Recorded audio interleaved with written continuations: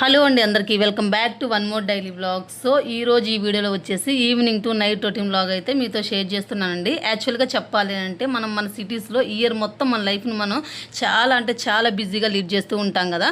మళ్ళీ after holidays తర్వాత మళ్ళీ సేమ్ లైఫ్ అనేది రొటీన్ అయితే అవుతుంది. బట్ ఇలాంటప్పుడే మనం ఇలా హాలిడేస్ అప్పుడైనా సరే, లేదంటే మనకి ఏదైనా అకేషన్స్ ఉన్నప్పుడైనా సరే, ఇట్లా ఏదైనా మ్యారేజెస్ ఇట్లా ఉన్నప్పుడు అందరం ఒకే చోట అయితే టైం స్పెండ్ చేస్తూ అందరం ఒకే చోట కలిసినప్పుడు మేము వచ్చేసి మాకు ఇష్టమైనటువంటి ఫుడ్ అనేది కుక్ చేసుకొని తింటూ ఫ్యామిలీ అంతా టైం స్పెండ్ చేస్తూ చాలా హ్యాపీగా అయితే టైం అయితే స్పెండ్ చేస్తామండి అందరం కలిసి.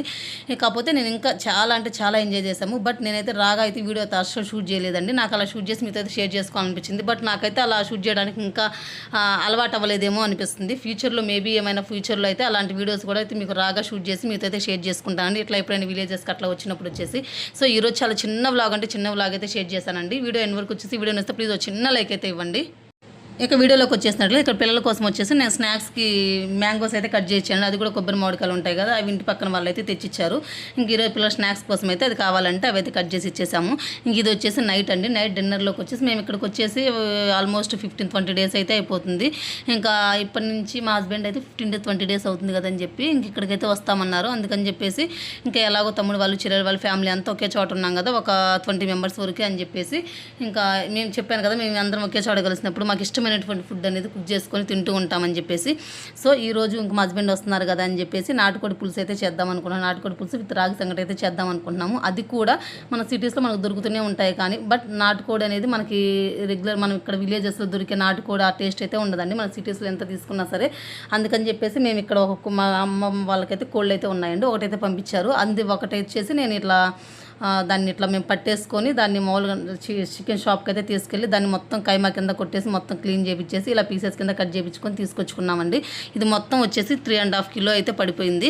ఇంకా అందరికీ సరిపోతుంది కదని చెప్పేసి ఈరోజు దీంతో నాటుకోడి పులుసు విత్ రాగి సంగటి చేద్దాం. అది కూడా కట్టెల పొయ్యి మీద అయితే చేద్దాం అనుకుంటున్నాను. అది కూడా మీతో షేర్ చేద్దాం అనుకున్నాను. బట్ ఇక్కడ కొంచెం కరెంట్ లైటింగ్ అనేది అంత మంచిగా లేదండి. కట్టెల పొయ్యి మీద బయట చేయాలి కదా, ఇంకా వీడియో షూట్ చేయడానికి కూడా అస్సలు అవ్వలేదు. అందుకని చెప్పేసి అమ్మ అక్కడ వీడియో షూట్ చేయకుండా రాగి సంగటి అయితే చేస్తుంది. నేను ఇక్కడ స్టవ్ మీద వచ్చేసి గ్యాస్ మీద ఇంట్లోనే ఇది పులుసు అయితే చేద్దాం అనుకుంటున్నాను. అదే ఇక్కడైతే మీతో షేర్ చేస్తున్నానండి. ఇంకా చాలా రాగా అయితే వీడియో షూట్ చేస్తుంటే చాలా బాగుండేది అనిపించింది, పిల్లలు ఆడుకునేది ఇదంతా. బట్ నాకు ఇంకా అయితే అలవాటు అవ్వలేదండి. ఫ్యూచర్లో అయితే తప్పకుండా అలా రాగా అయితే మీతో వీడియోస్ కూడా షేర్ చేసుకుంటాను. మనకి ఇట్లా విలేజెస్లో దొరికి కొన్ని మనం డైరెక్ట్గా తీసుకుని మనం డైరెక్ట్గా కాల్చుకుని దాన్ని చేసుకుంటే ఆ నాటుకోడి పులుసు ఆ టేస్ట్ అనేది వేరుగా ఉంటుంది. మన సిటీస్లో మామూలు చికెన్ షాప్లో దొరికే నాటుకోడి అనేది అది కూడా కొంచెం డిఫరెంట్గా ఉంటుందండి. దానికంటే దీని టేస్ట్ అనేది ఇంకా చాలా బాగుంటుంది. మొత్తం ఆ కోడిని మేము అలా చేపించాము, చికెన్ షాపు తీసుకొచ్చి 3.5 kg అయితే పడిందండి.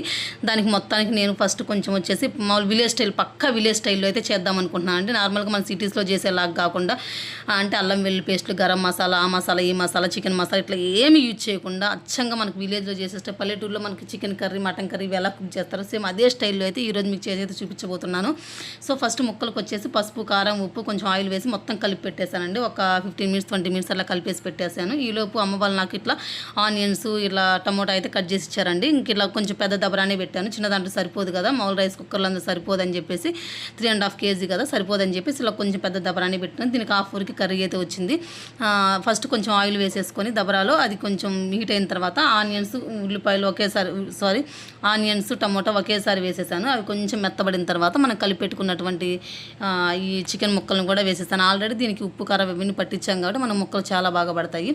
ఇది చాలా ఒక 2-3 years నుంచి ఉన్న కోడి అండి, చాలా ముదిరిపోయింది. మనకి ఒకేసారి కుక్ అవ్వాలంటే కొంచెం చాలా టైం తీసుకుంటుంది. బట్ మన కుక్కర్లో వేసుకుంటే కొంచెం ఈజీగా అయిపోతుంది.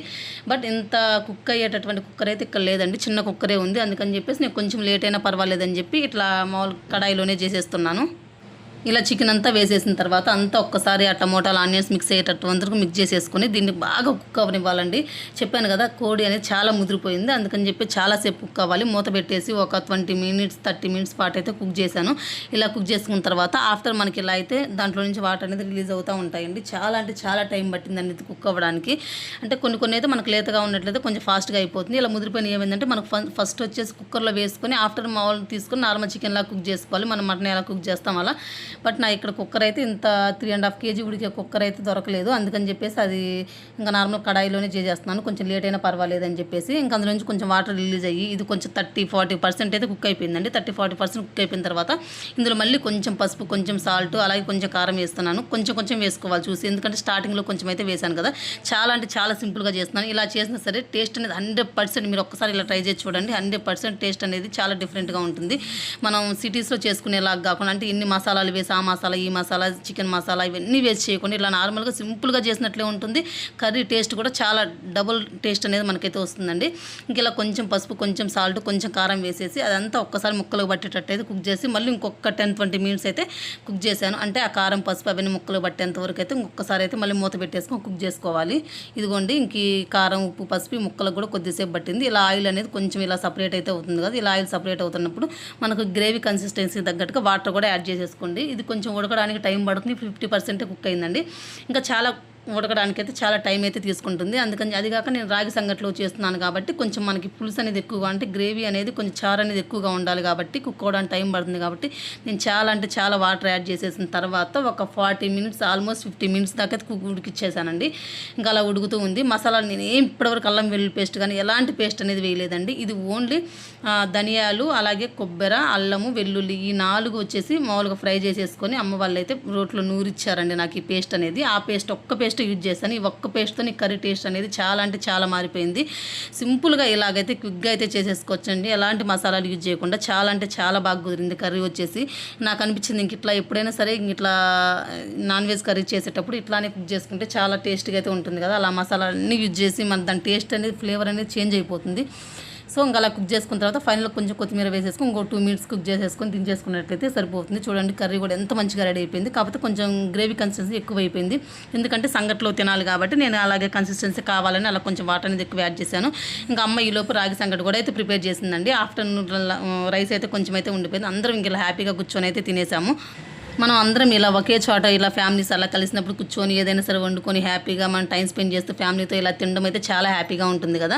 ఇంకా తర్వాత ఆఫ్టర్ హాలిడేస్ తర్వాత ఇలా అకేషన్ ఏదైనా అయిపోయినా 1 or 2 days అట్లా ఉంటూ ఉంటాం కదా. ఆఫ్టర్ హాలిడేస్ తర్వాత ఎవరు బిజీ లైఫ్లో వాళ్ళైతే బిజీ అయిపోతూ ఉంటారు.